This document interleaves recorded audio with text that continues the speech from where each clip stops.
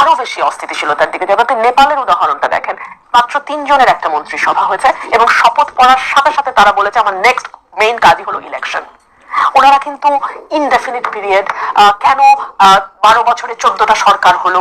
PR পদ্ধতি কি এর জন্য দায়ী, নাকি নেপো চাইল্ডরা দায়ী, নাকি সামাজিক যোগাযোগ মাধ্যম দায়ী, কি দায়ী? এগুলো খুঁড়ে বের করতে যায় নাই। তারা বলেছে আমরা অন্তর্বর্তীকালীন জাস্ট এসছি just to give better election, একটা ইলেকশন দিয়ে আমরা চলে যাবো।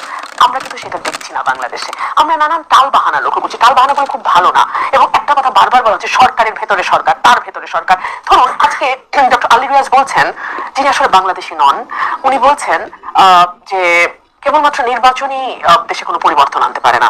মানে তাহলে একটা বছর তো আমরা পার করলাম নির্বাচন ছাড়া, দেশে কোন পরিবর্তনটা এসছে আপনি আমাকে বলেন তো? কেবল তো সংবিধান সংস্কার না, এখানে নারী সংস্কার কমিশন গঠিত হয়েছে, এখানে চিকিৎসার সংস্কার কমিশন গঠিত হয়েছে, এখানে আপনার পুলিশ সংস্কার কমিশন হয়েছে, প্রশাসন সংস্কারের জন্য কি কি হবে সেটার একটা রেকমেন্ডেশন এসছে। এবং ওগুলো সংস্কারের ক্ষেত্রে কিন্তু দলগুলো